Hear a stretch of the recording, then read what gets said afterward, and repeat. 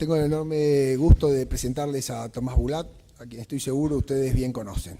Tomás es economista, es graduado en la UBA, tiene una maestría de economía en Londres, pero además de ser economista es periodista económico, y periodista económico que hace llegar a la gente las cosas más abstrusas de la ciencia económica de un modo tal que todo el mundo la entienda fácilmente.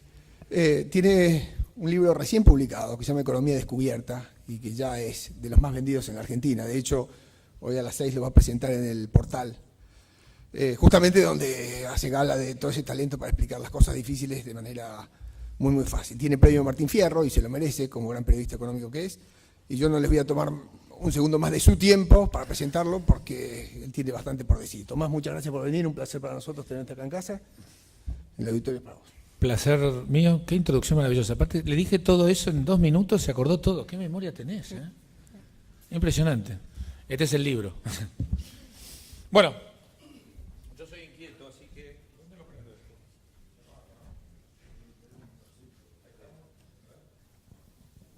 Nada, hola. Bien, ahora sí. Bueno, ¿cómo están? Muchas gracias por la invitación. Veo que el tema económico no le importa a nadie, por eso no hay nadie.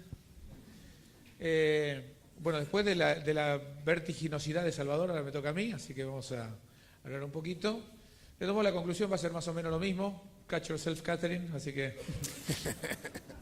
Pero vamos a darlo con otra visión. Vamos a hablar un poquito de economía internacional, porque sí hay una cosa que quiero poner un poquito en contexto, que es cómo está el mundo. ¿Esto cómo se mueve solo? ¿Esto alguien lo...? ¿Cómo es?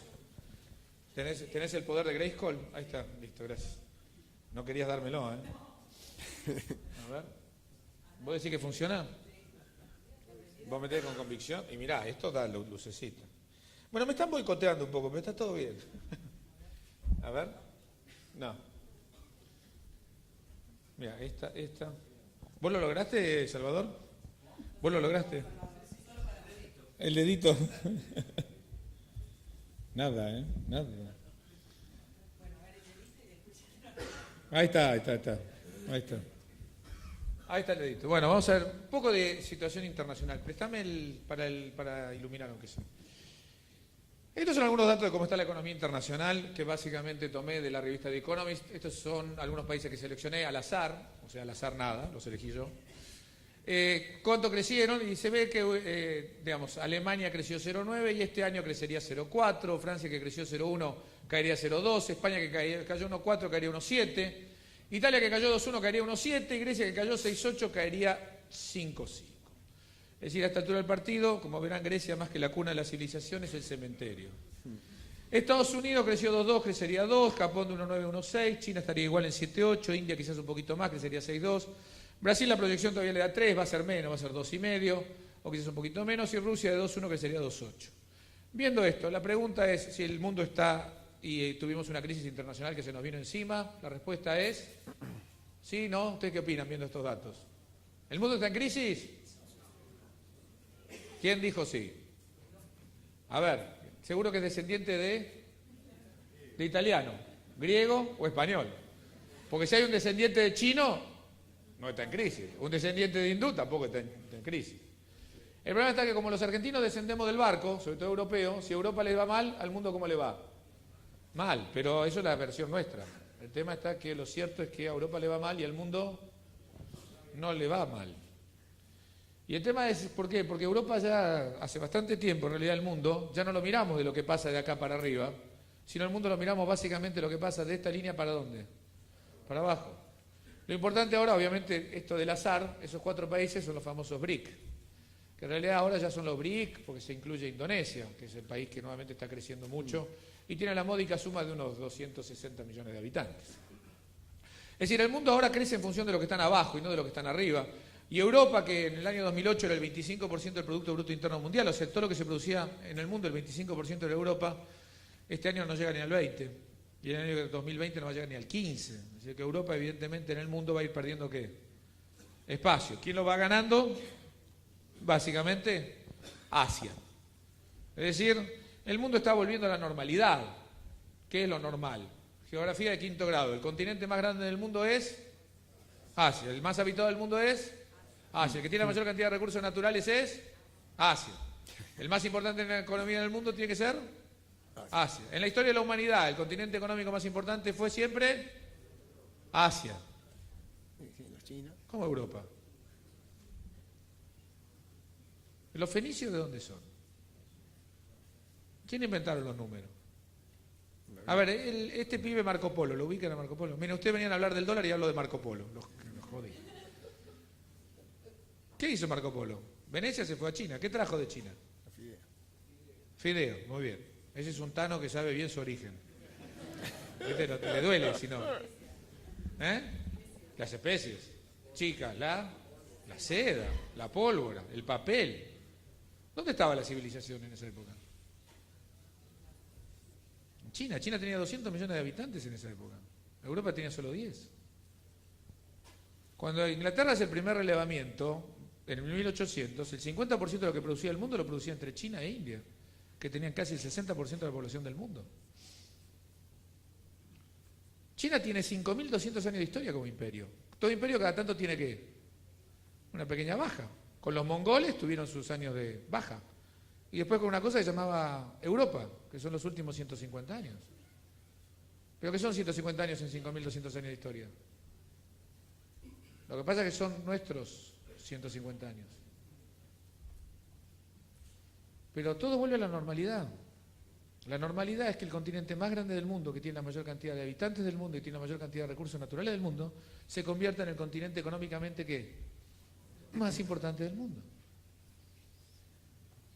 Y lo interesante del continente asiático, de todo lo que está viniendo, es la velocidad, porque esto es lo que mata. En el año 2006, China era la cuarta economía del mundo. Estaba Estados Unidos, Japón, Alemania y después venía China. Alemania tenía 2,9 billones de PBI y China tenía 2,7 billones de PBI. El año pasado, Alemania terminó con 3,4, o sea, pasó de 2,9 a 3,4. China pasó de 2,7 a 6,9. Es decir, hace solo 6 años China era más chico que Alemania, hoy es el doble de Alemania.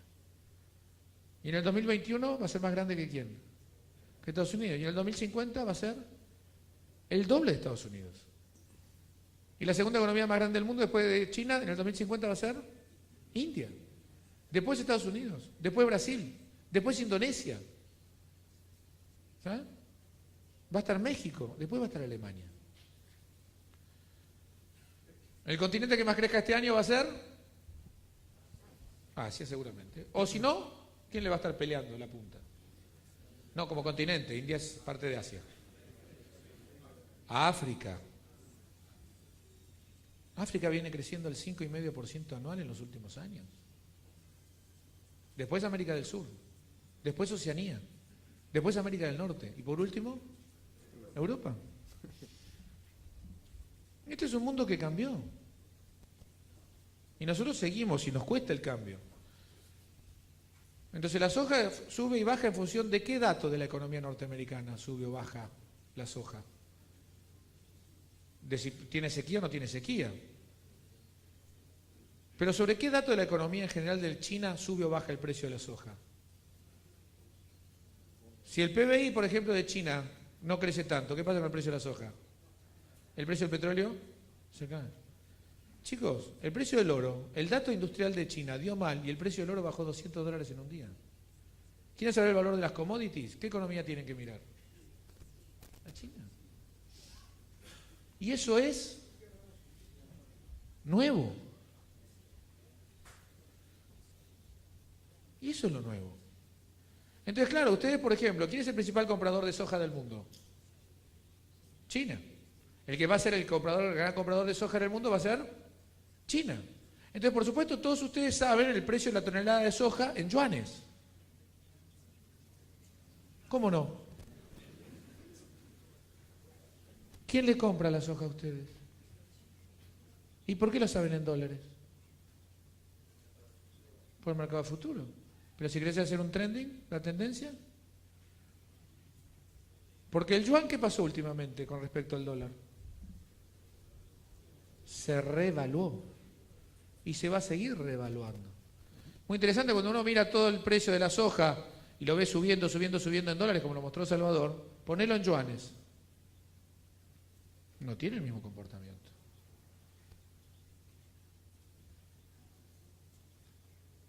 Entonces, ¿Por qué estamos mirando un mundo que no existe más?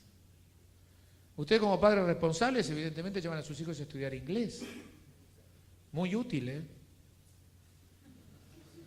En 20 años te va a decir, papi, era chino, boludo. Entonces todos rezamos ¿para qué? Para que los chinos aprendan ¿qué? Inglés.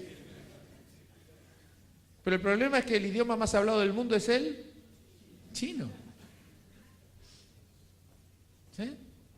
Digo, y estas cosas que les estoy diciendo es porque el mundo nuevo que se ha venido, que es el mundo en el cual China crece, entonces mucha gente me dice, pero China va a crecer menos que este año, solamente va a crecer el 7%, y lo más probable es que del 2015 en adelante crezca el 6%.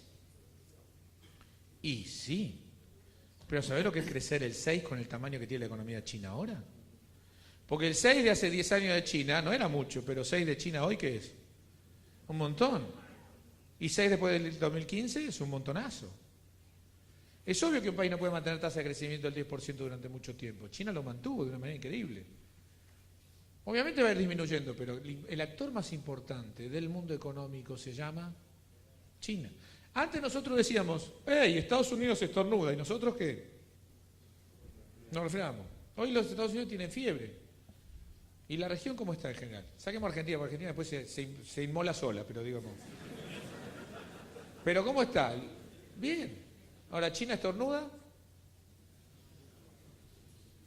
Y esto es una discusión que tengo también muy interesante con muchos economistas. ¿Ustedes creen que la baja de las commodities impacta mucho más la posible suba de la tasa de interés de los Estados Unidos o la desaceleración en la tasa de crecimiento de China? Y les voy a decir mi respuesta. Impacta mucho más la tasa de desaceleración de la economía china que la tasa de interés de los Estados Unidos. China pasó de importar 4 millones de toneladas de soja en el 2000 a 66 millones de toneladas hoy. Y la tasa de interés estaba en 3%, después está en 0 en Estados Unidos, estará en 3 de nuevo. ¿Cuál es la diferencia? ¿Sí? Digo, y esto es lo interesante, nosotros tenemos que ver a China. Y adivinen que estoy estudiando yo toda la semana tratando de entender qué. La maldita economía china. Por suerte viene en inglés al menos. Eso viene en inglés, porque si no, no entendería nada. Y este mundo que cambió, que es el mundo de los que crecen estos países, ¿cómo le viene a la Argentina cambios estructurales?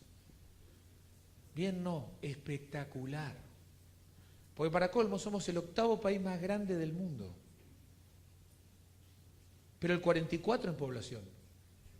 Y aparte, como nos queremos mucho, el 75% de nosotros vive en el 3% del territorio. Gran Buenos Aires, Gran Rosario, Gran Mendoza, Gran Córdoba y Gran Tucumán. Para la mierda, pero juntos. Entonces queda ¿qué? Espacio. Y mucho espacio. ¿Para producir qué? Soja. ¿Para darle de comer a quién? No, a los chinos no.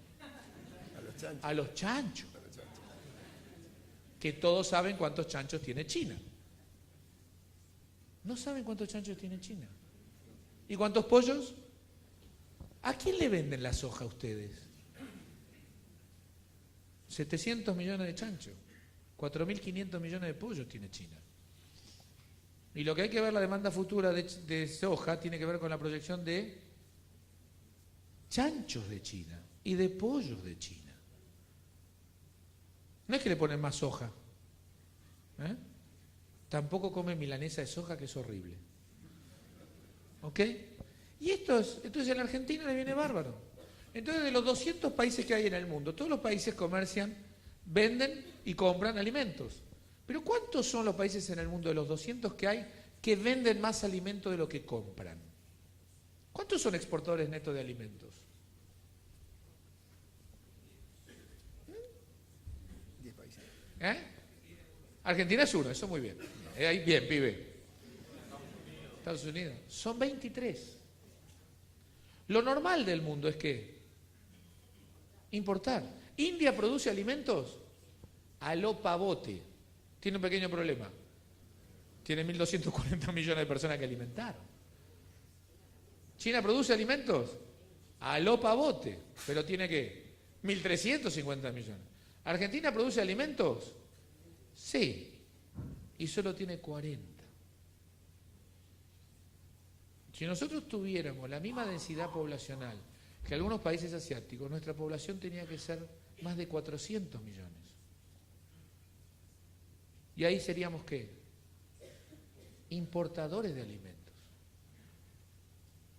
Porque toda la tierra que tenés libre hoy la tendrías que ocupada. Ustedes piensen que Indonesia tiene el tamaño de la provincia de Buenos Aires, la de Santa Fe, la de Córdoba y la de Entre Ríos. Y tiene 260 millones de habitantes. ¿Cómo plantás soja con 260 millones de habitantes? Permiso. Entonces, esto es lo que a Argentina le ha sido fenomenal. Pero aparte, con esta capacidad de producir, es que estos muchachos se pusieron a producir industria. Entonces les voy a contar una anécdota personal. Lo que ya me escucharon, lamento, va de nuevo. A ver, necesito a alguien joven.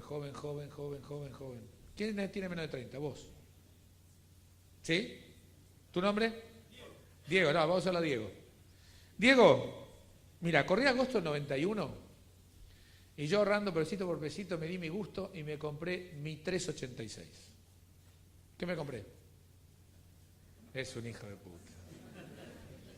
A ver, ¿qué le dicen al chico que me compré cuando me compré una 386? Una computadora. Escuchá, Dieguito, 2 megas de RAM. Disco de 40 megas, dale. No, ya la tiré. Disco 40 megas, doble casetera y como estaba en oferta el monitor era ámbar. No, color no.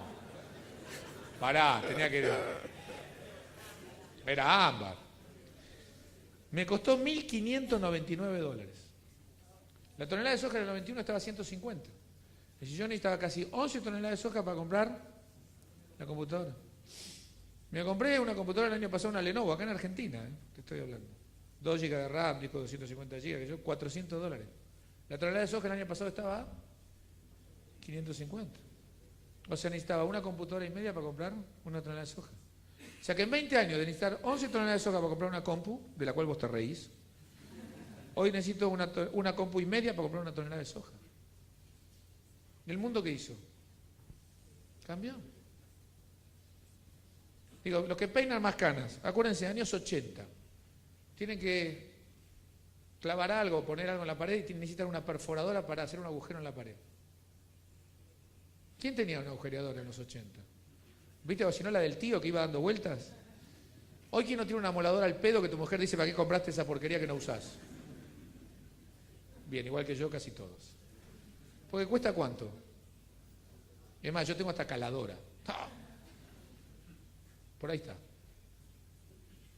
Porque no vale nada. Porque la capacidad de creación industrial de esta gente es fenomenal. Entonces sale el último dato de la venta de iPhone. ¿Vieron que dio mejor? Se vendieron 31,3 millones de iPhones en el último trimestre. Está bien. El iPad no fue tan bueno. En vez de 17 fue 14,9. Esa capacidad de producción industrial en el mundo, antes que no existía. Entonces los bienes industriales, ¿qué empieza a pasar? Bajan de precio. ¿Y las commodities? Suben de precio. El mundo cambió. Todo lo que estudió Prebisch tomando 1876, 1950, como el trigo fue perdiendo poder adquisitivo, necesitabas 32% más de trigo para comprar la misma producción industrial y tenías entonces que sustituir importaciones porque lo que vos producías iba perdiendo valor. ¿Todo eso qué? Cambió. Del año 90, miren, lo de Prebisch del 1876 a 1950, en 80 años, eso cayó 32 puntos. De 1994 hasta 2011 subió 41. O sea, ¿el mundo qué hizo? Cambió. ¿Y cómo nos vino a nosotros? Bárbaro. Porque para colmo tenemos 4.500 kilómetros de cordillera. ¿Qué tiene qué? Minerales. Entre ellos el 20% de las reservas conocidas de litio del mundo. ¿Y el litio se usa para qué? Baterías. En Argentina para la depresión, pero digo, en el mundo, para baterías. Y eso está acá. En Bolivia. Entonces, todo este nuevo contexto mundial de los pobres creciendo, porque miren ustedes, el PBI per cápita de Estados Unidos hoy es $48.000 por habitante, pero el PBI per cápita de China hoy es 5.000. Es decir, todavía el PBI per cápita de China, a pesar del crecimiento fenomenal que tiene, de ser la segunda economía del mundo, es la mitad del argentino. Y del de India es $1.300. Recontra poco. O sea que el horizonte de crecimiento que tienen todavía, ¿cómo es? Espectacular. Ustedes piensen que somos 7.000 millones de personas ahora. Se calcula que van a ser 9.000 millones de personas en el año 2050. Pero la clase media va a pasar de los 1.800 millones que somos ahora a ser 5.000 millones. Y la cantidad de tierra es la misma. Por lo tanto, todo lo que produzcan alimentos, en términos generales, van a tener ¿qué? Mercado. Pero obviamente, cuando la demanda crece, ¿qué crece? La oferta. ¿Y cocodrilo qué se duerme? Es cartera. Nosotros como Argentina tenemos un horizonte de un mundo que ha hecho en los últimos 12 años la mayor reducción de pobreza en su historia. 1.000 millones de personas desde el año 2000 hasta el fin del 2012 en el mundo dejaron de ser pobres. Fueron los mejores 12 años de que se tenga memoria en la historia de la humanidad.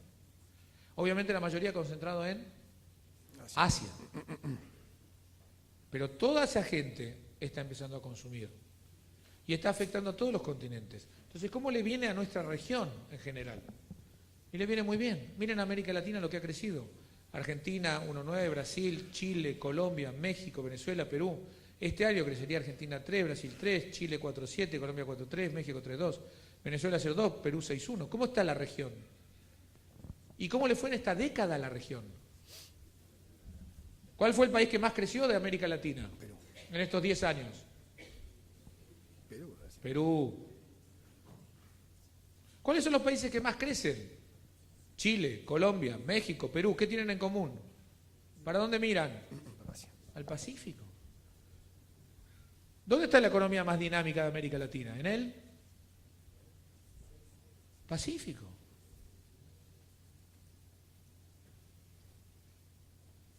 ¿Qué película están viendo? Es interesante cómo Argentina no mira al mundo. Es interesante cómo no paramos un segundo a mirar lo que está pasando en el mundo. Que aparte nos vino bárbaro. Porque claro, si yo le digo a esta región, entonces viene el turismo a Buenos Aires o el turismo a Argentina. ¿De dónde viene el 40% de la gente de nuestros turistas? ¿De dónde vienen? De Brasil. De Brasil. El 20% de Chile. El otro 20% entre mexicanos, colombianos y peruanos y ecuatorianos. Europeos, el 4%. Y vienen mochileros y vegetarianos, no siempre a mierda.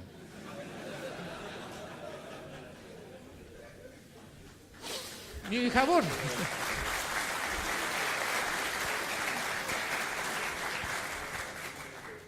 ¿Entendés? Eso es. Entonces digo, lo interesante es que la bien de América Latina nos vino muy bien a nosotros. El 50% de nuestras exportaciones va a América Latina. Entonces, este cambio en el mundo a nosotros nos vino muy bien. Y parece ser que sigue. ¿Sigue con toda la fuerza que venía antes? Respuesta, no. ¿Viene tan fácil como antes? La respuesta es no. ¿Pero sigue? La respuesta es que sí. Lo que pasa es que los márgenes de hacer tonterías, ¿qué pasa? Se te achicaron. Pero el horizonte del mundo es bueno. ¿Va a venir un aumento de la tasa de interés de Estados Unidos? Respuesta, obvio, está en cero. O sea, hay algo que no puede hacer es seguro. Bajar. Entonces, ¿va a qué? Entonces, la gente me dice, los economistas pronostican que va a haber suba de la tasa de interés de Estados Unidos. Obvio. ¿Cuándo? No sabemos. ¿A cuánto? No sé. Es más o menos como la devaluación en Argentina. La dejé picando ahí. Y es más, América Latina crece bien. Y miren la inflación de América Latina. Bueno, Argentina no tiene. Brasil 6,3, Chile 2,3. Bueno. Son,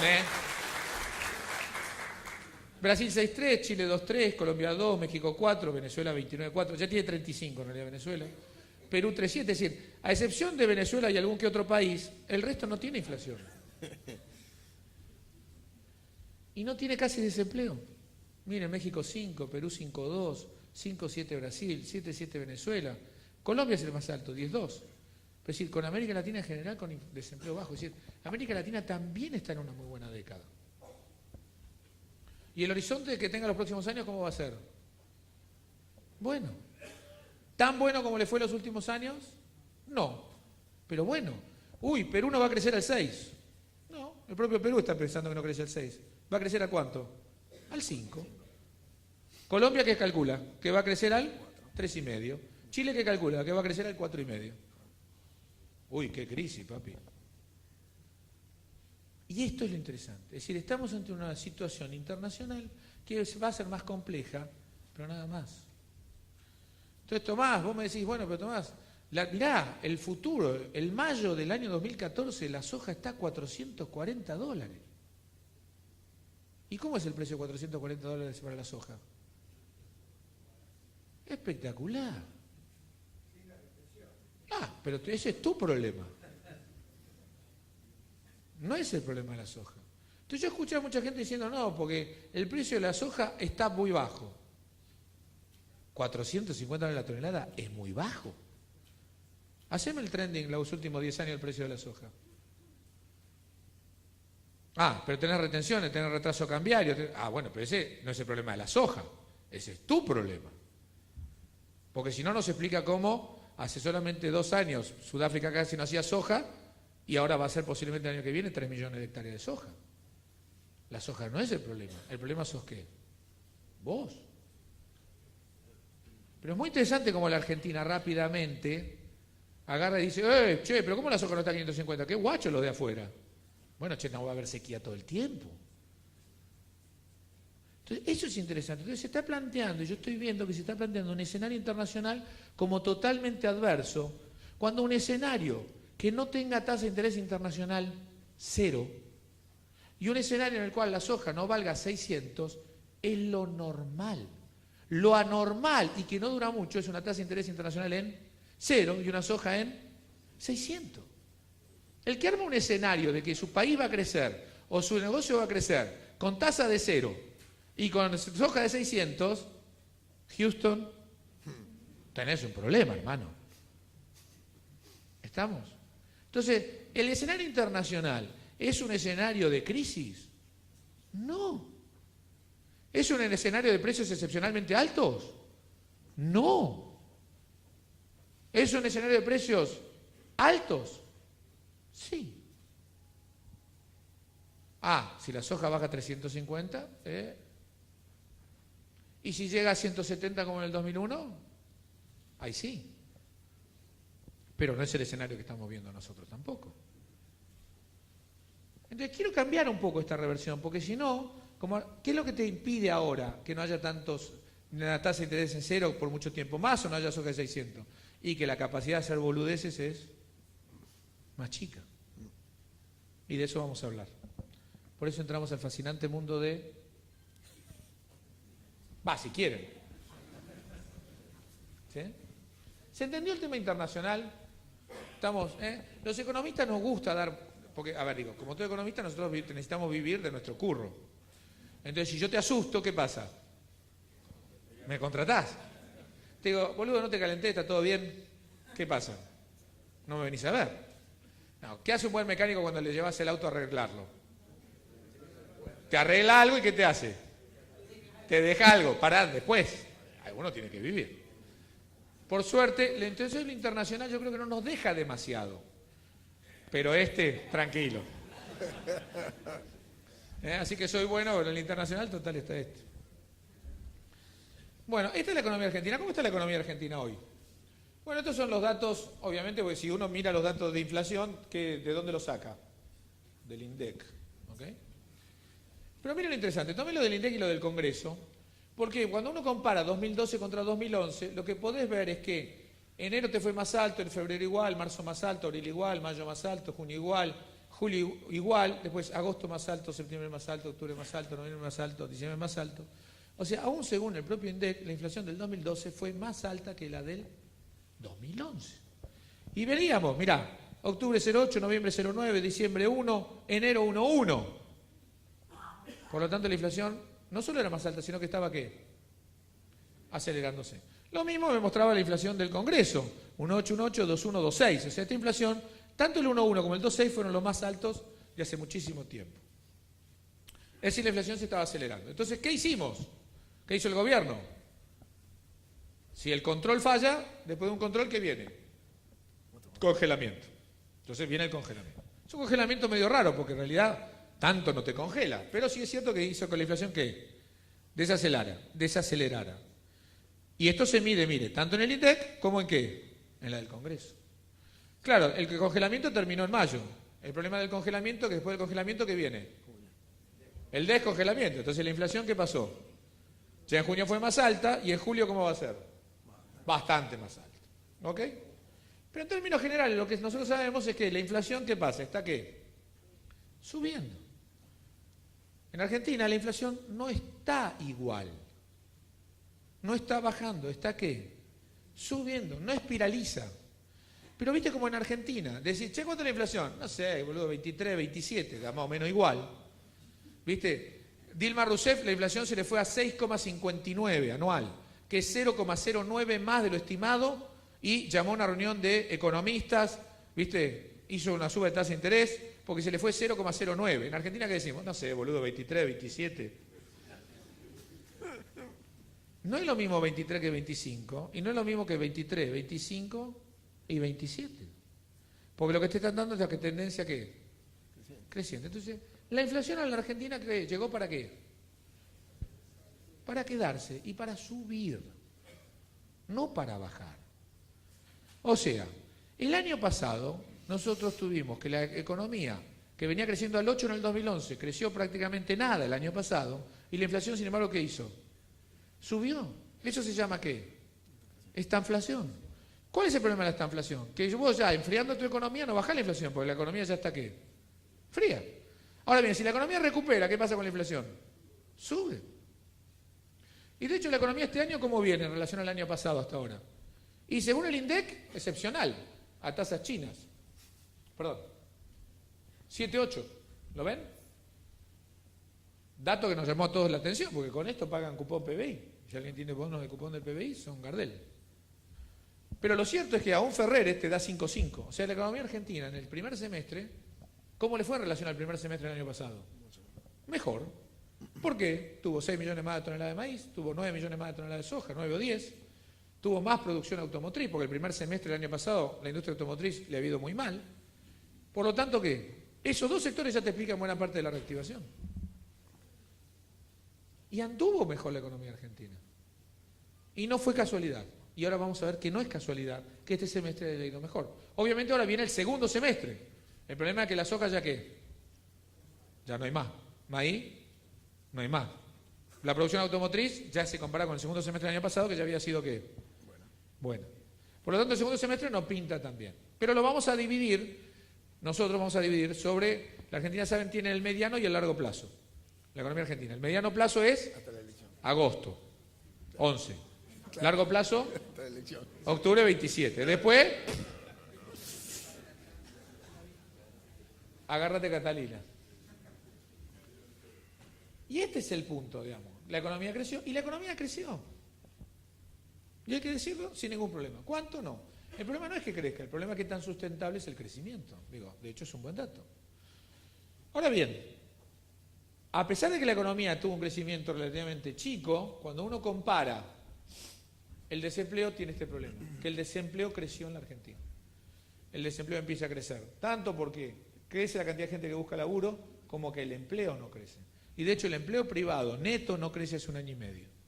El único empleo que ha crecido en la Argentina es el público. Un viejo truco Sioux que tiene la Argentina, que es este. Pero el desempleo ya sube.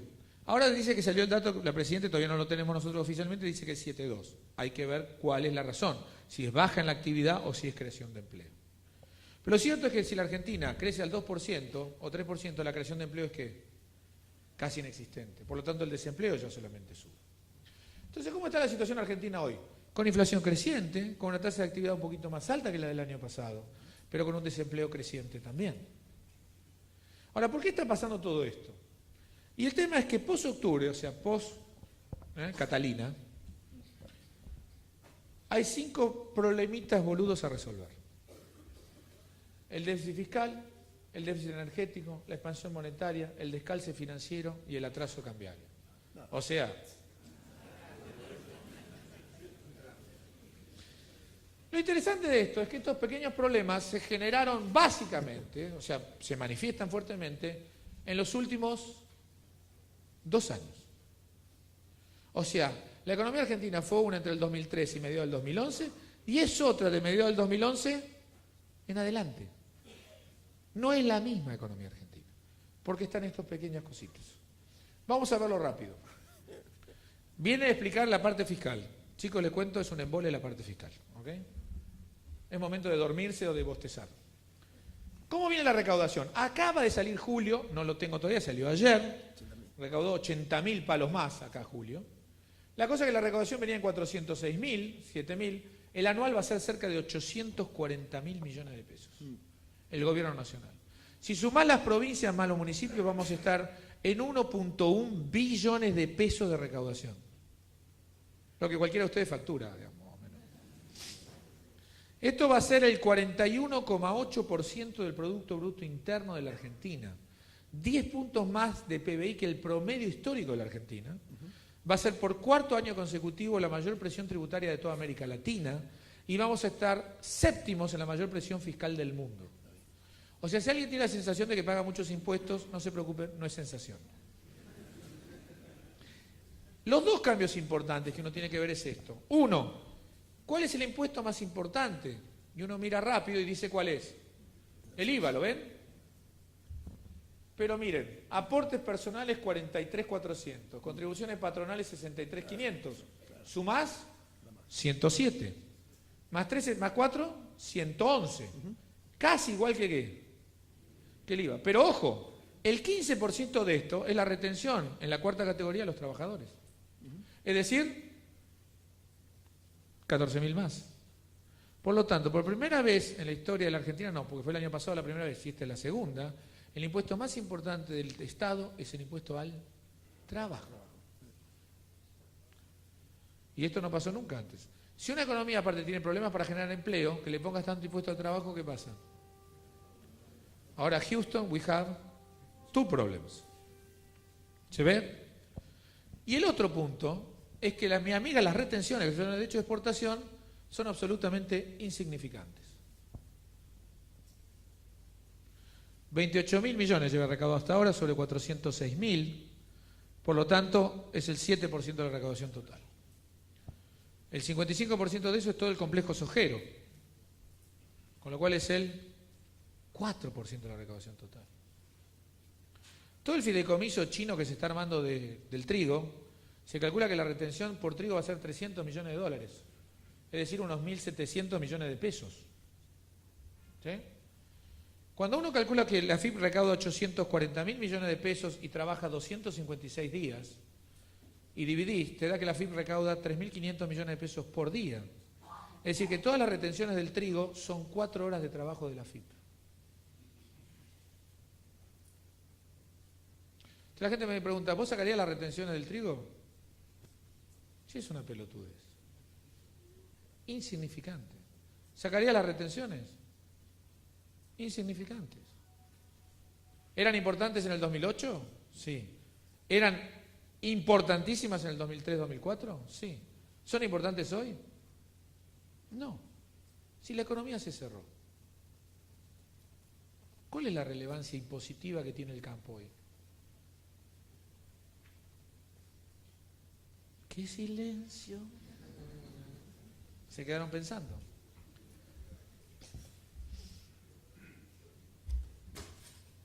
Nos vamos a ver la emisión monetaria. Chicos, ¿para qué necesito los pesos del campo si los pesos los puedo conseguir más fácil?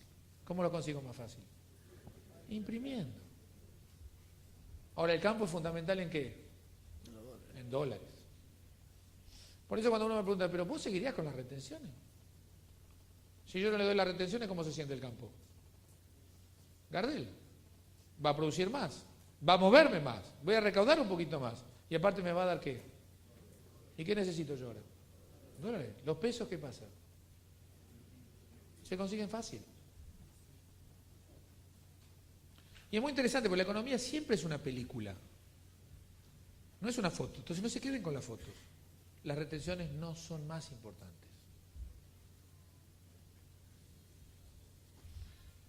Esta es la recaudación como venía creciendo hasta el año 2011. ¿Ven? 32, 32, 32. Y de pronto bajó al 25. Es decir, que perdió la tasa de crecimiento de la recaudación, ahora está en el 28. Y este es el punto. ¿Qué pasa si vos venías tomando decisiones del gasto con el 32 de ingreso y de pronto tu ingreso crece al 25? ¿Sí? ¿Tu nombre? ¿Vos? Sol. Resulta que estos son los sueldos de Sol. Sol venía creciendo el sueldo al 32 y ahora le crece al 25. Mal, ¿no? Y Sol, en realidad, cuando toma decisiones de gasto, tiene básicamente dos tipos de gastos: alimentos y zapatos y carteras. Y hay uno que no se mueve. Zapatos y cartera, obvio. Bien, Sol. La cosa es ver cómo viene Sol gastando plata. Y esta es la historia de Sol. En el año 2010, Sol le dije: Sol, no gastes más de 273.000 palos. Me alcanza, para zapato y cartera. Llegó fin de año y me dijo: mira, Tomás, se me fue un poco la mano, pero 60.000 palos más, 60.000 palos menos. ¿A quién le das? Me enojé con Sol. Le dije: mira, te voy a dar 40.000 palos más, pero 3.72. ¿Vamos, Sol? Llegó fin de año y Sol me dijo: 70.000 palos más, 70.000 palos menos. Nuevamente me enojo con Sol y le digo: bueno, te voy a dar 60.000 más, pero más de 506.000, no. ¿Está claro? Llegó fin del 2012 y ¿qué me dice Sol? 80.000 palos más, 80.000 palos menos, ¿a quién le das? Es decir, ¿qué pasa? Sol ve una vidriera y ¿qué? Entra. La idea es tratar de discutir qué cambio ha habido en el gasto del sector público, tal que el gasto siempre es ¿qué? Creciente. O sea, te lo aumento el presupuesto y sobre el presupuesto ¿qué haces? Gastas más. Y los dos gastos principales son planificación y jubilaciones. ¿Y cuál es el cambio fuerte en estos dos? Estos dos cambiaron muy fuerte hace prácticamente 3 años. ¿Con qué? Miremos a Sol. Esto es el gasto total que tuvo Sol solamente en 4 cosas de subsidios. Energía eléctrica 26.000 palos, transporte aerolíneas 4.500, subsidio al transporte automotor 14.700 y 3.700 ferroviarios. Perdónenme, esto es el subsidio sobre todo al colectivo en la capital federal, cosa que les quiero agradecer. Nosotros pagamos 1.75, así que muchas gracias a todos los rosarinos. Porque ustedes pagan lo mismo, 1.75 supongo. 3.75, bueno, más o menos. La cosa es que cuando yo hacía lo del 2010, acá, esta suma de Sol era 8.900. En el 2010, todos los subsidios, aerolínea no existía, el subsidio de electricidad era 6.000, y estos dos combinados eran otros 3.000, 2.000 y pico más. Era 8.900. Nada más que eso. 3 años después, 50.000. Porque claro, el subsidio tiene una cosa que es fácil, es darlo, tiene un problema. Sacarlo.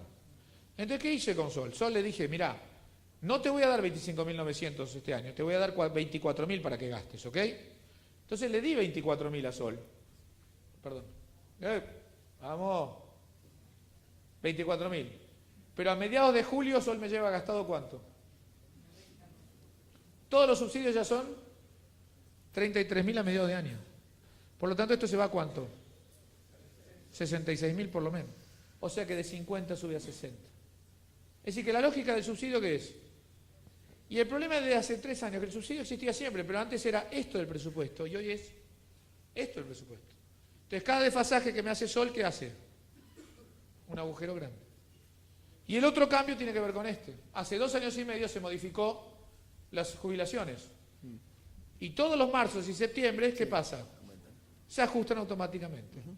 En marzo, en función de lo que pasó entre julio y diciembre, y en septiembre, en función de lo que pasó entre enero y junio. De hecho, la Presidenta acaba de anunciar el aumento del 14%. ¿Sobre qué? Sobre 200.000 palos, que es el principal gasto del Estado. O sea, el principal gasto del gobierno lo tenemos que indexar. Creciendo, claro. Supónganse que a Walter lo nombramos ministro de Economía 30 de junio. Te jodí la vida, Walter. Y a Walter le creemos, se hace un plan antiinflacionario y resulta que pasa julio y la inflación es 0. ¿Cuánto? creció la recaudación si la inflación fue 0 en junio. 0, 1. Este está feliz. En agosto, otra vez 0 la inflación. ¿Cuánto crece la recaudación? 0, 1. Walter, ¿cómo está? Feliz. Llega a septiembre y le digo, che, Walter, tengo un temita. Porque vos asumiste el 30 de junio. Pero la inflación entre enero y junio fue del 14,40. Entonces tenemos que aumentar este gasto 14,40. Sobre 200 lucas, 14,40 son 29.000 palos más. Y tu recaudación crece 0. ¿Qué va a querer hacer Walter? ¿Qué va a decirme Walter? Me quiero ir. No, eso dice lo de sí. No me entienden el chiste.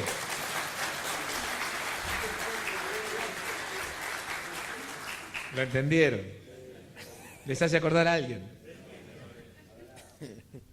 El punto está que entre los gastos de subsidio de sol más el ajuste este que ha hecho, el 50% del gasto del sector público nominalmente crece ¿qué? Todo el tiempo. Hay crecimiento nominal. Entonces mi recaudación ¿cómo tiene que crecer? Nominalmente. ¿Cómo crece una recaudación nominal? Uno, porque vendes más sillas. ¿Pero cuánto puede crecer el PBI? 3%. Pongo más presión fiscal. Pero ya estoy ¿qué? En el techo. En el récord. Entonces, ¿cómo es la única forma que yo tengo de crecer la recaudación? Con inflación. Con los precios. Es decir, que la silla no vale 10, sino que la silla vale ¿qué? 20. Entonces, en lugar de recaudar 2,10, recaudo ¿qué? 4,20. Entonces, la inflación es necesaria. Y aquel que quiera decir, bueno, voy a bajar la inflación, para resolver el tema del gasto público solo tiene que decirle a los jubilados que no le aumenta más en la jubilación y a los que tienen los subsidios sacárselos. Y puede durar... O sea, el anuncio se hace desde Seiza. Y corre ahí. Así que, muchachos, la inflación llegó ¿qué? Para quedarse. ¿Estamos? ¿Sí? Obviamente, todo buen economista que se precie y si está en campaña tiene que decir que lo que va a hacer es un buen plan que antiinflacionario. ¿Hay que hacer un buen plan antiinflacionario? Respuesta, sí. ¿Cómo? Pero ya se lo vamos a decir también. Entonces, la situación está que, de todas maneras, mi querida Sol, con su ingreso que bajó de 32 a 25, el 2010 tenía 25.000 millones de pesos de superávit primario, sin incluir la deuda, y 8.000 financieros, sin incluyendo la deuda. Pero ya en el 2011 tuvo solo 5.000 primarios, pero tenía 37.000 financieros. Y ya en el 2012 Sol decidió ir por todo y ya tiene déficit todos lados. 4.300 negativos en el 2012 y 55.000 negativos el financiero. Y lo interesante es que este es el primer déficit fiscal primario desde 1996. Tenemos déficit fiscal primario con la mayor presión tributaria de la historia. Y la cara de ustedes está más seria que la mierda. Y está bien. ¿Cómo viene este año? 85 llegaremos, más o menos. Negativo. Quizás 90, si nos ponemos esfuerzo le damos a 90. Entonces el primer cambio que existe sobre todo después del 2011, como lo vieron ahí, es que de superávit fiscal, como se tuvo del 2003 al 2011, se pasó a tener ¿qué? Déficit fiscal. ¿Y cuál es la diferencia entre tener superávit y tener déficit? Que en el superávit vos decidís qué hacer con lo que te sobra. En el déficit, ¿qué tenés que salir a buscar? Claro.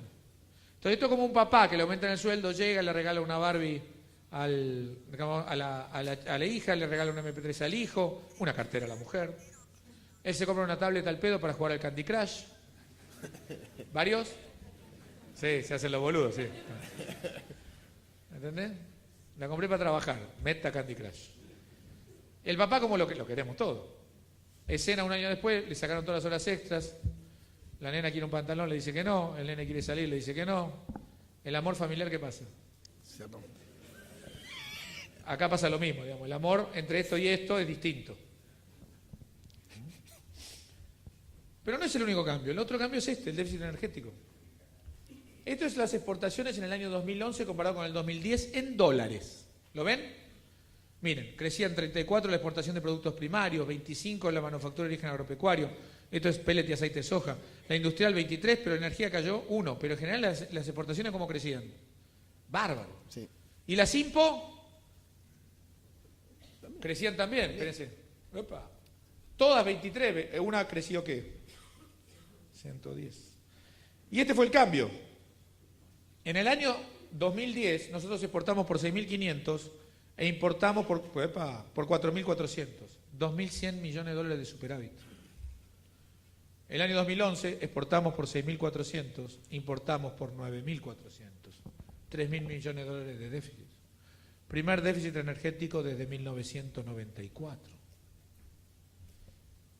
Me va gustando la cara de ustedes ahora, está buena. ¿Tu nombre? Raúl y José. Resulta que, voy a decir, ¿qué cambio me puede traer esto? Raúl es un productor en Argentina de petróleo, que está sacando petróleo. Y de pronto le digo, crisis 2002, 2003, Raúl, aporte a la patria, te vamos a pagar $42 el barril de petróleo. Y Raúl me dice, pero está a 100 afuera. Raulito, 42. Y te lo pagamos en pesos. Y a 90 días. Mientras vamos creciendo, va. De pronto me empieza a faltar. Raulito, necesito más petróleo. ¿Qué dice Raúl? No ten. Entonces tengo que ir a verlo a José. José es un trader internacional, esos tipos que venden petróleo por el mundo. José, ¿tenés petróleo? Sí. ¿Te compro? Sí. A $42. ¿Qué? A 100. Y te lo pago en pesos. En dólares. Y a 90 días. Anticipado. Y José es un turro. ¿Cuál es el problema a partir de tener déficit? Uno, cada unidad adicional de energía que usamos nos cuesta el doble y nos lleva dólares. Y ese es el cambio. Y ese cambio es desde el 2011. ¿Y qué pasó el año pasado? Que las exportaciones que venían creciendo al 20, ¿qué pasó el año pasado? Cayeron. La que menos cayó, combustible y energía.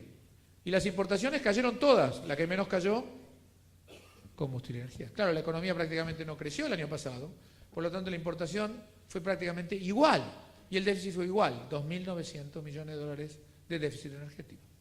Pero les dije que este año, ¿qué pasó? Mejoramos.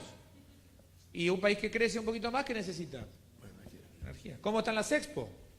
Las Expo crecieron 20 por producto primario, MOA 2, MOI 4, combustible y energía. Y las importaciones subieron todas. La que más subió, combustible y energía. Es decir, ¿cómo estamos en el primer semestre de este año? 2.800 de Expo, 6.100 de INPO. 3.300 millones de dólares de déficit energético en 6 meses. Y nos quedan 6 meses. Entonces la energía se convirtió en ¿qué? Un problema. Obviamente, esto se resuelve fácil. La economía no crece y ¿qué pasa con la energía? Baja. Lo que sí queda muy loco es que estemos subsidiando el consumo de algo que no tenemos. Pero pasa. Ahora subsidiamos el pan, porque tenemos trigo. Digo, pasan esas cosas. Entonces, el punto está, que esto es lo que nos cambió. Estructuralmente, ¿qué nos cambió? Que perdimos el superávit fiscal, perdimos el superávit energético, las exportaciones ya no nos crecen como nos crecían antes. De hecho, la exportación este año crece el 2% en relación al año pasado, nada más. Por lo tanto, el crecimiento de esta SIMPO, que es muy interesante, crece no solamente combustible, sino que crece ¿qué? Automóviles. Crece bienes de consumo en relación al año pasado. Y eso es para satisfacer ¿qué? La demanda ¿qué? Interna. El gobierno tomó la decisión de liberar en parte esto para mantener el nivel de actividad y el nivel de ¿qué? De consumo. Acá que están concentrados, entre otras cosas. El crecimiento de la venta de autos ¿de qué? De alta gama. Resultado, el balance comercial, que en el año pasado, estos 6 meses era 6.700 millones de dólares, estos 6 meses es 4.900. Por lo tanto, en 6 meses tenemos 1.800 millones de dólares menos de exportaciones, y eso que habiendo aumentado la producción de soja y de maíz. Es decir, la mayor venta de soja y de maíz. Ojo que la venta de la soja y del maíz no tiene que ver con la liquidación. Acuérdense que los exportadores ya preliquidan antes de que le vendan ustedes. O sea, el costo financiero lo pagan los exportadores, tampoco voy a llorar por ello, no se preocupen, pero digo, ustedes saben esta cosa. Entonces, el crecimiento no alcanzó. Entonces, tenemos ahora cada vez menos dólares del comercio exterior, en cuanto la economía crece. ¿Y dónde se mide eso? En esto. Expansión monetaria y escasez financiero. ¿Qué pasó con las reservas del Banco Central? Estaban bajando. Y acá las tomé desde el 1 de noviembre del 2011, cuando empezó el cepo.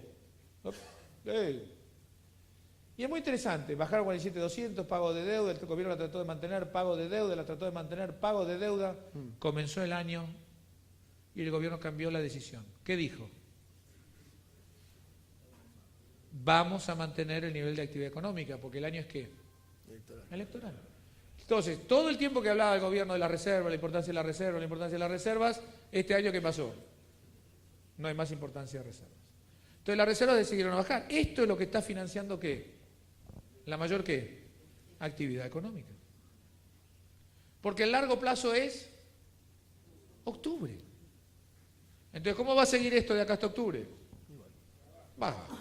Entonces estamos en 37.100 millones de dólares de reservas, que es más baja que la de enero del 2001.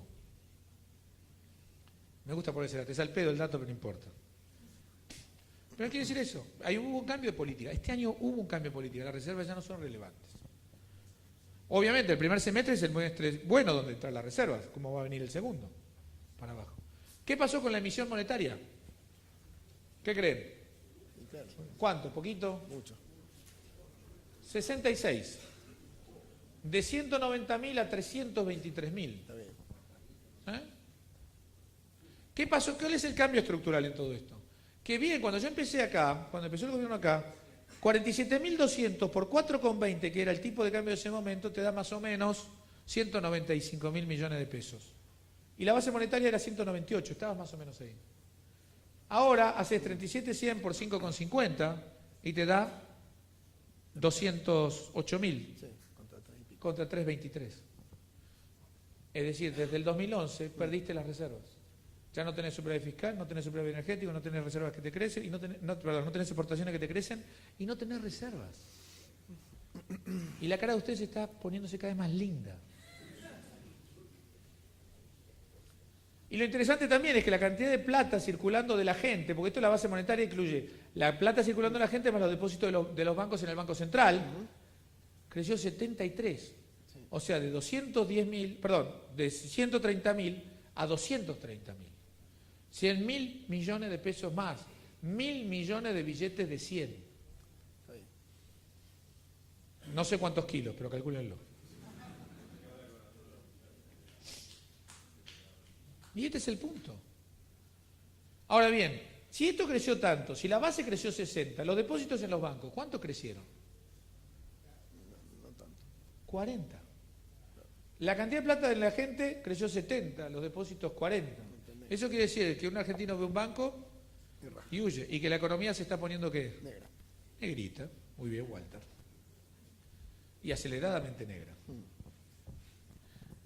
¿Y los créditos? ¿Quién va a tomar un crédito en Argentina en pesos a tasa fija? Sería un loco. Depósitos 41, créditos 54. ¿Oye? Entonces, ¿qué pasa? Si los depósitos crecen 41 y los préstamos el 54, la tasa de interés, ¿qué empieza a pasar? Empieza a subir, porque los bancos se empiezan a quedar sin ¿qué? Sin liquidez, tal cual. Pero acá seguro te lo compensó los plazos fijos. ¿Cuándo crecieron los plazos fijos? ¿No? 35 nada más. O sea que, obviamente, la plata en los bancos no la ponemos. Otro cambio fundamental, nos estamos quedando lentamente sin plata ¿en dónde? En los bancos. Y finalmente, la última tontería a resolver es el atraso cambiario. Esto es el tipo de cambio multilateral, el negrito, es que incluye el real, el euro, etcétera, y el bilateral es contra el dólar. Esto es la convertibilidad, esto es la salida, esto se llama overshooting en economía, sí. Cagazo en la calle. Sí. Enero 2003 quedó en 200, o sea, al doble, y se mantiene hasta enero del 2010. Es decir, la competitividad de la Argentina estuvo al doble de la convertibilidad durante 7 años. Llegó el 2010, ¿y qué pasó? Bajó a 170 el indicador en junio, pero se mantuvo en 170 hasta agosto del 2011. Y desde agosto del 2011, ¿qué hizo? Bajó. Hoy está acá. No lo actualicé todavía, pero está por acá. Con la devaluación del real tan fuerte que hubo ahora de 2,30. Es decir, que desde el 2011 acá, en los últimos 2 años, perdimos el superávit fiscal, el superávit energético, las reservas, el crecimiento de las exportaciones, la cantidad de plata en los bancos y el tipo de cambio. Una boludez. Miren, las economías crecen porque crece o las exportaciones, o la inversión, o el consumo interno, o el gasto público. Argentina 2003-2008, hasta la crisis del campo, creció por exportación e inversión. Crisis del campo, crisis internacional, del 2009 en adelante creció con consumo interno y gasto público. Claro, cuando empezó el gasto público, cuando empezó esta política de crecimiento con gasto público y consumo interno, teníamos superávit fiscal, superávit energético, reservas, plata en los bancos, tipo de cambio competitivo. Pasó el tiempo y ¿qué pasó? Se perdió todo. Se terminó. ¿Sí? ¿Y ahora? Esto para que entiendan bien. Es como si un chico de 19 años, los papás, como terminó el secundario y ahora entra a la universidad, le regalan un auto, le compran un departamentito, ¿sí? Y le dan plata en la caja de ahorro.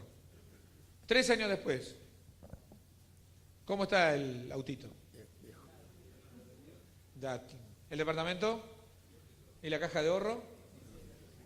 ¿Tu nombre? Sí. Delfina. Resulta que Delfina es la novia de este chico. Bien, Delfina, ¿no? Ese negocio, sí. ¿Cómo pasaste estos 3 años, Delfín? Muy bien. Resulta que este chico, como todos los viernes, la llama Delfina y le dice: Delfi, amor, vamos a cenar. Vamos. La pasa a buscar en el auto. Sube, hola, hola, vamos al restaurante de siempre, vamos. Va a 2 cuadras, el auto a las 2 cuadras. ¡Bum! Delfi, ¿empujás? Van caminando al restaurante, llegan, comen muy rico, viene el mozo con la cuenta. Delfi, ¿pagás? Van caminando a la casa, llega todo romántico, abre la puerta, prende la luz, a la mierda los tapones, camina al cuarto, oscuras, hay goteras en el cuarto. Delfi, ¿me amás? ¿Qué va a querer hacer Delfi? Irse a la mierda. Y antes que se vaya el pibe, ¡pa!, le traba la puerta de adelante. Y se la traba. ¿Qué busca Delfín ahora? ¿La puerta de qué? De atrás. Le cierra la puerta de servicio. ¿Qué busca Delfín ahora? La ventana. Le cierra la ventana. ¿Qué busca la otra de ventana? Le cierra la ventana. ¿A qué les hace acordar? Entonces la gente me pregunta, ¿va a haber más restricciones?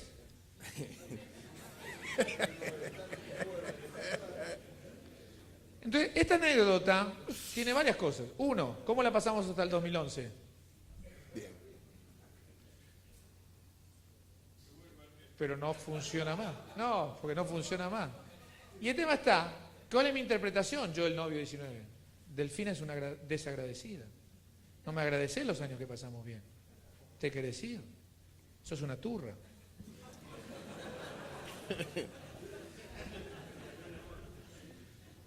El hecho que te quiera decir no es mi culpa, es que su culpa. Ella es la que se porta mal. Claro, nada, tengo que importarle la plata. Yo te hablaba del corazón. Y el tema está, ¿qué es eso? Y Delfina va a tratar de... Delfina, la visión que tiene Delfina es decirle, mirá, todo muy bien, la pasamos bomba, pero tenés que ¿qué? Cambiar. Tenés que laburar. Entonces, los modelos o los momentos, más que modelos, momentos económicos, tienen sus ciclos como lo tienen en su vida. Se terminó. ¿Cómo la pasamos? Lindo. ¿Pero qué? Se terminó. Ahora, ¿qué necesitas? No gastar más. ¿Qué tengo que? Invertir. Exportar. O sea, tengo que recuperar el superávit fiscal, recuperar el superávit energético, recuperar la reserva, recuperar el tipo de cambio. Una boludez. Como no lo quiero hacer y no quiero reconocer el problema, a Delfina, ¿qué hago cada vez más? ¿La voy a qué? A ir encerrando. ¿Eh? De todas maneras, esto mucho que no dura. ¿Cómo se resuelve entonces este problema? ¿Acá es donde ya me puedo ir, Walter, o me quedo? Tengo un rato más, ¿no? Y nada mejor que mirar qué. La historia. ¿Quién te explica mejor que las cosas que la historia? Y entonces voy a mostrarles a ustedes un poquito de lo que es la inflación en Argentina. Breve historia. En los 70 empecé, 20, 30, 60, 300, 700, 4.900. 1.300. Deflación, tengo deflación, salida. El que no ahorra en pesos. Esto es Argentina. Esto no es Venezuela, esto es ¿qué? Argentina. Bien, como verán tenemos bastante alta inflación. Y este periodo, ¿ven? De inflación ya lleva 1, 2, 3, 4, 5, 6, va a ser el séptimo año con inflación de más del 10%, y los últimos años con promedio de más del 25% de inflación. ¿Sí?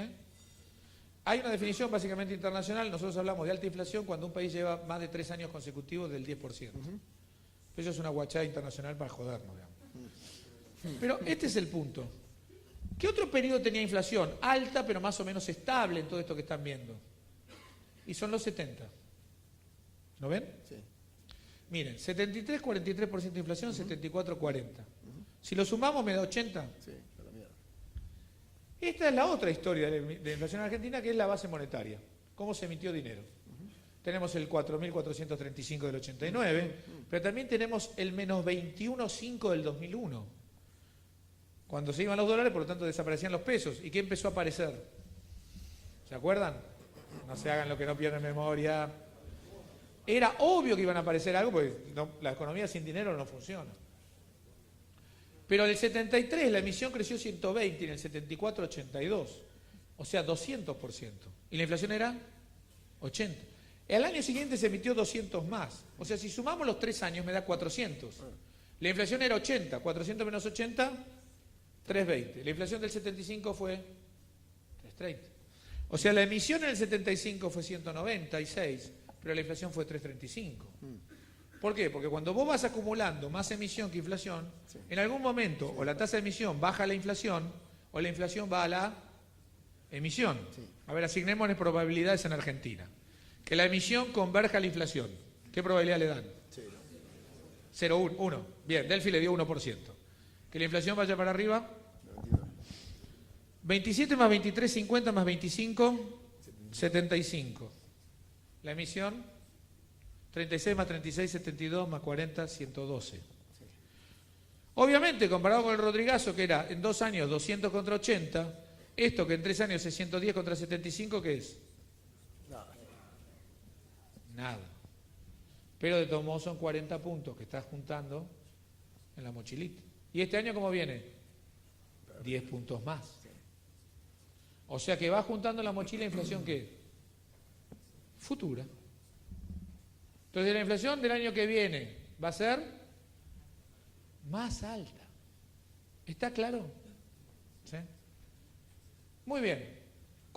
Siempre que tuvimos estos quilombos, ¿qué pasó? A ver, ¿qué nos enseña la historia? Viene nuestro amigo, salto inflacionario. ¿Qué pasó acá? Teníamos a Helbar, Gómez Morales, ¿y quién vino? Rodrigo. ¿Sí? A la miércoles.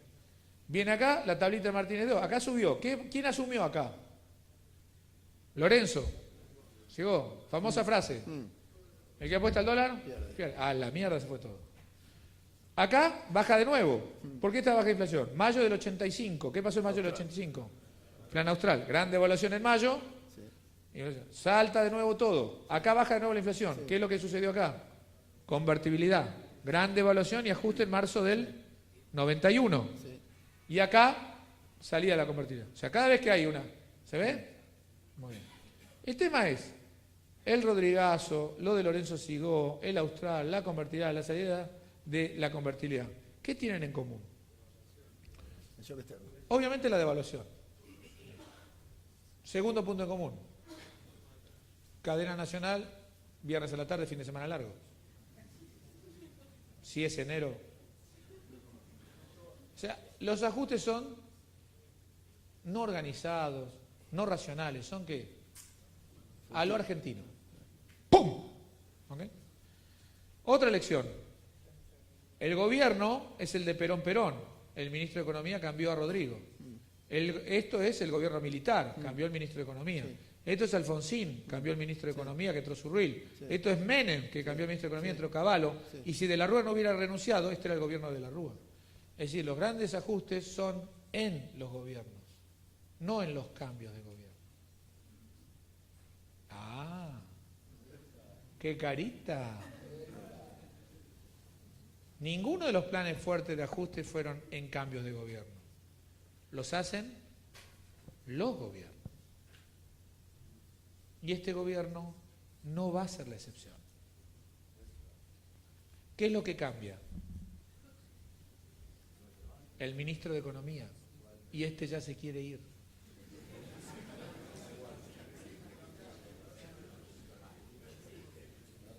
¿Estamos? Y este es el punto. Muy bien. Entonces la pregunta es, ¿estamos acercándonos a una nueva crisis? Sí. No. Resulta que yo tengo un amigo que se casó a los 21 y se divorció a los 30. Se casó a los 31 y se divorció a los 40. Se casó a los 41, ahora está por cumplir 50, me llama y me dice, Tommy, me voy a separar. ¿Está ante una crisis? ¿Ante qué está? Lo habitual. Lo más probable es que a los 51, ¿qué? Se casa. Y a los 60, se divorcia. Entonces Argentina no está ante una crisis. Argentina está, a los 60 ya no. A vos ya no. Y este es el punto. En serio, Argentina está ante una ¿qué? Habitualidad de su ciclo. Claro, lo que pasa es que el último fue complicado. Sí. Es como que el abogado había sido muy fuerte, el del otro. Pero dos cosas. Una, devaluación. ¿Cómo le vino a la economía argentina del 2001 la devaluación? Bárbaro. La economía empezó a crecer después de la devaluación. La recesión fue en 98-2001. Del 2002, ¿qué pasó? Empezó a crecer. Pero en el año 2001, nosotros, o la clase media que podía ahorrar, teníamos varias particularidades. Uno, creíamos que teníamos nuestros ahorros en dólares y de pronto nos dijeron, son pesos. Las deudas las teníamos firmadas en dólares. Los campos tenían las deudas en dólares. Las empresas tenían deudas en dólares. El Estado tenía deuda en dólares. ¿Cómo nos vino una devaluación? Nos quebró patrimonialmente en el corto plazo. Hoy, ¿quién tiene un mango en el banco? Mucha gente me escribe y me dice, Tomás, ¿vos crees que puede venir un nuevo corralito? No. Y yo digo, ¿para acorralarlo qué? No hay nada que acorralar. ¿Y quién de ustedes tiene deuda en dólares? ¿Deuda en pesos? Todos. ¿Cómo nos vino la devaluación? Porque nosotros ¿qué hicimos? Aprendimos. A mí una me agarrás, dos, no. Entonces va a venir una devaluación. ¿Y cómo nos va a agarrar? Bien.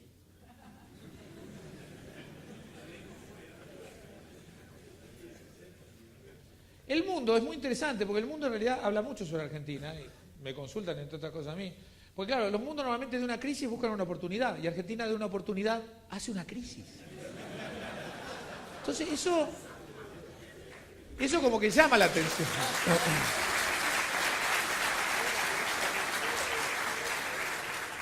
Pero lo cierto, lo absolutamente cierto, es que también se asombran de la capacidad de recuperación de esta sociedad. Supóngase que yo tengo razón y un viernes a la tarde devalúan de un día para el otro. El día lunes, ¿qué hacen? Uno champán, compralo antes, boludo, porque va a subir de precio. Estoquéalo. No nos agarra de sorpresa. ¿Y qué vamos a hacer el lunes? Laburar. Viste, boludo, el pelado tenía razón. Y esa capacidad de respuesta es fantástica, porque Argentina está acostumbrada a su habitualidad. Entonces, el drama nuestro es que nuestra economía es siempre de corto plazo. Nosotros somos recontra flexibles, pero no tenemos planes. Por eso lo que sufre más en Argentina son los planes de ¿qué? De largo plazo. Nos cuesta la energía, la infraestructura, ¿no? Ahora la producción ganadera, es mucho más fácil la soja, que es más rápida que el ganado. Es decir, todo lo que sea largo, ¿qué? Se jodió, pero en el corto, ¿qué? Estamos bien. Porque esa flexibilidad las hace nuestras habitualidades. Y nos vamos a recuperar rápido. ¿Y cómo les conté que estaba el mundo? Bien. Entonces, cuando venga un ajuste que va a haber devaluación, etcétera, ¿cuánto va a tardar la economía argentina en recuperarse? Poco y nada. Obviamente debería ser dentro de un plan antiinflacionario, porque si no es con un plan antiinflacionario lo que vas a tener es devaluación y después ¿qué? Más inflación. Con lo cual vamos a un quilombo. ¿Ya pasó eso en la historia argentina? Sí. Rodrigo fue eso. Sigó fue eso.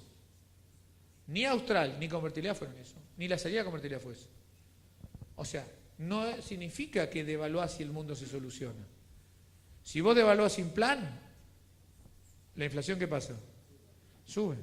Pero la devaluación, lo interesante que hace es que te licúa, ¿qué? Los pasivos. Incluido el gasto de ¿qué? Del Estado, exactamente. El sector público este año va a tener de gasto 220.000 millones de dólares a tipo de cambio oficial. La Argentina no puede sostener 220.000 millones de dólares de gasto público. Imposible. Entonces, ¿cuándo se viene el ajuste? Muy bien, en el largo plazo. Eso quiere decir después de octubre. Claro. Es muy fácil. Los ajustes son como las telenovelas. Ya me miraste con cara rara. A ver, primer capítulo de la telenovela. Una nena linda, 20 años, morocha, trencitas, le ponemos trencitas, vestido crema ralo. Entra a trabajar a casa de Rubio, de José Celeste, lindo, medio boludo. Está la rubia, que ama al rubio, que el rubio no le da bola. Ya está la telenovela. ¿Cómo termina la telenovela? La morocha se casó con el rubio y la rubia o en cana o en un nosocomio. Muerta si sos muy guacho. Es decir, las telenovelas no tienen finales sorprendentes. ¿Qué es lo interesante de la telenovela? La historia. Si él se queda ciego, si ella es la media hermana del medio hermano del tío del novio. Perder la memoria, que en Argentina viene pa'l carajo. La pregunta es, ¿cuándo llama el dueño del canal al que escribe la telenovela y le dice casame la morocha y encerrame a la rubia? Cuando no la mira nadie. ¿Cuándo baja el rating? ¿Cuándo ajusta un gobierno? ¿Cuándo baja el rating? Gobiernos débiles, ministro de Economía fuertes. Gobiernos fuertes, ministro de Economía débiles. Lo que no es sustentable mucho tiempo es gobierno débil con ministro de Economía débil. Porque de la debilidad la gente se da cuenta enseguida. Entonces, si el gobierno sale muy débil, el ajuste se acerca. El gobierno sale fuerte, el ajuste se aleja. Las telenovelas nunca las den por muertas antes de que terminen. Porque siempre una telenovela parece que se cae, y de pronto aparece algo y sube, por eso. Pero sí es cierto que el ajuste en Argentina se viene. Obviamente, que esto yo lo vengo diciendo hace tiempo, y para colmo la soja vuelve a un precio normal de 440, y el real se va a 2,30 y posiblemente se vaya más. Por lo tanto, la devaluación en Argentina es que inminente. Entonces, ¿qué hace cualquier buena persona en Argentina? Al margen de decir, uy, qué país de mierda, qué sé yo, patín patatán, que no sirve para nada, porque tampoco es tan cierto. Uno que busca oportunidades, no solamente dólares. Comprar dólares a 5,50. Es decir, me compré los pasajes para el año que viene a Europa. Claro. O al Caribe. O a China, que podría ser una buena inversión. Ir a conocer China. En 12 cuotas en pesos sin intereses, no sean boludos. Me compro un autito importado, me compro tractores, me compro cosechadoras, que tienen un préstamo a 5 años. Me compro un galpón. Lo que no me quedo nunca es en pesos. Claro. ¿Y me endeudo en pesos a tasa fija? Sí, claro. Sí. ¿Por qué? Porque cuando venga la recuperación, yo voy a necesitar en condiciones de ¿qué? De producir. Porque el mundo que está pidiendo lo que yo quiero, lo que yo tengo. Porque el mundo está bien. Entonces no hay que perder el mediano plazo por el largo plazo. El mediano plazo estoy pensándolo en años. El largo plazo es octubre. No perdamos el horizonte. Argentina tiene capacidades productivas muy bien. No estamos básicamente endeudados. El mundo quiere lo que nosotros producimos. Por lo tanto, después de corregido esto que está sucediendo, que es autoinfligido, hay que aprovechar la oportunidad. Entonces hay que prepararse para eso. El que agarra, compra dólares y se lo deja en la casa, cuando después la economía empiece a andar, ¿cómo va a estar? Dormido. No sé si es la mejor opción. Aparte lo compras a 8,70 hoy. Un buen tractor lo estás comprando a 5,50. Claro. Entonces, esto es lo que yo quiero que empiecen a verlo. Es decir, no es un escenario terrible, no es el 2001-2002, olvídense. Este es un escenario mucho mejor. ¿Va a venir un ajuste? Sí. ¿En el medio qué va a pasar de acá hasta octubre? ¿Más qué? Más plata en la calle, más controles, ningún cambio en nada. ¿Está claro? ¿El gobierno sale fortalecido en octubre? No sé. Más controles, más restricciones, más quilombo. ¿Mucho tiempo más? No. ¿Sale debilitado del gobierno? Posiblemente intente más. El problema es quién le va a hacer caso. Y eso es lo que cambia. Entonces la Argentina hasta ahora es ver el bosque y no quedarse con el árbol. Y en el bosque, en el mediano plazo, Argentina tiene un horizonte de crecimiento muy importante. Seguimos siendo eficientes. 2 problemas estructurales graves a resolver. Energía. Lamento informarles que sus casas, cuando llamen a sus chicos a cenar, van a tener que apagar la luz del cuarto los chicos. Claro. Y el aire acondicionado a 24, si no te corto las venas, porque no tenemos energía para gastar. Y el que la va a gastar, la va a pagar. Y el segundo punto es el tema educativo. El nivel de educación medio de la Argentina es patético. Y eso es una traba al crecimiento de mediano plazo muy grande. Esos son los 2 temas como desafíos para resolver al futuro. Pero la coyuntura, ya sabemos todo lo que va a pasar. Lo que estamos discutiendo en la telenovela es cuánto dura, qué actores más tiene. Pero preparémonos y no perdamos el bosque de ver la oportunidad que se viene. El mundo está queriendo lo que nosotros producimos. Tenemos la obligación moral de dárselos. Muchísimas gracias.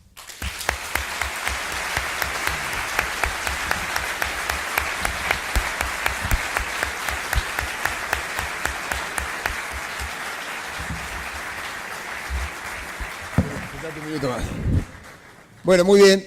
Le dije que era buenísimo. Así que lo que tienen que hacer saliendo de acá, ir a comprar el libro rápido. Lo va a presentar a las 6. Después de las 6 no va a haber más libros, así que... Exactamente. Gracias, Tomás. No sé si tenemos tiempo para hacer preguntas. Es medio tarde. ¿Le puedo hacer 1 o 2 preguntas solas a quemarropa? Dale, Walter, vamos, Walter.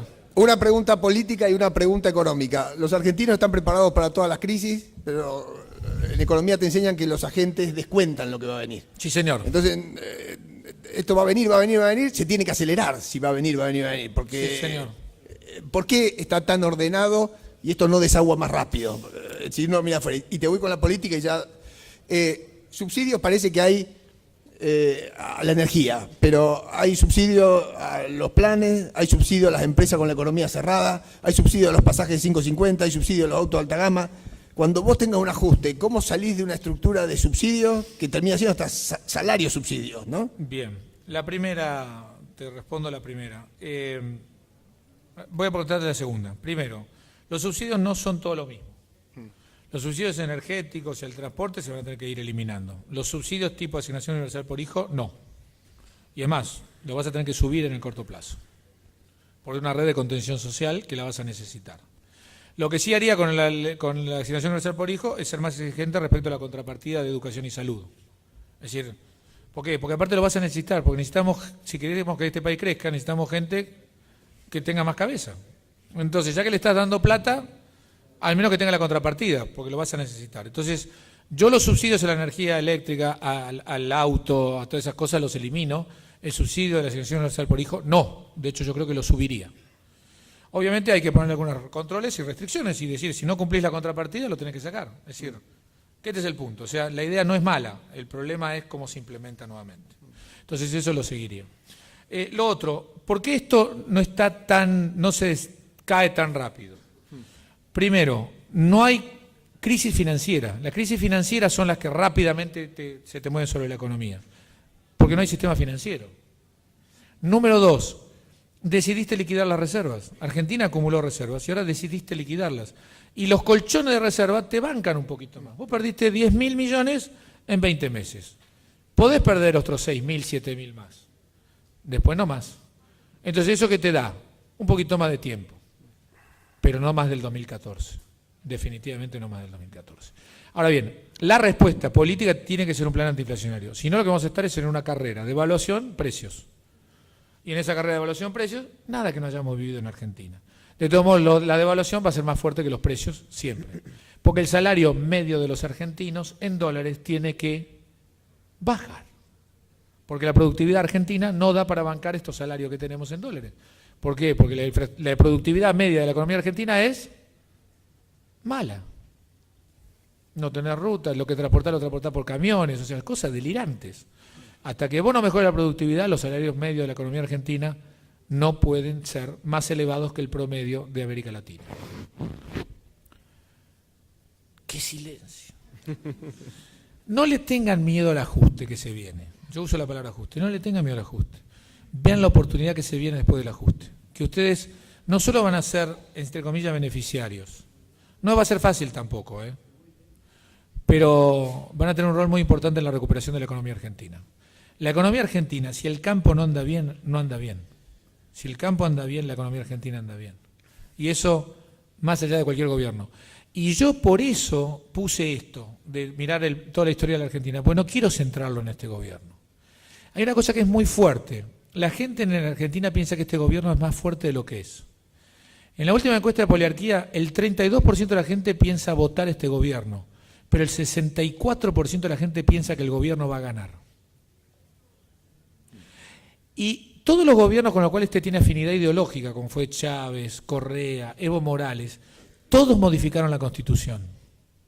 Hubo 3 grandes gobiernos peronistas largos, el de Perón, el de Menem y el de los Kirchner. Perón y Menem modificaron la Constitución. Este ni siquiera logró eso. Este no es un gobierno tan fuerte, para nada. Es más el temor con el que habla y el temor que le tiene la gente de lo que es. Todas las personas con las que el gobierno se peleó, en definitiva, mal no les ha ido. Ni a Clarín le va mal. Ya ahora tiene hasta la radio más escuchada, el canal más visto, el programa más visto de la tele. ¿Saben? La justicia hasta ahora fue contra la justicia, no le va tan mal. O sea que, si no se le tiene miedo, no te va tan mal. Gracias.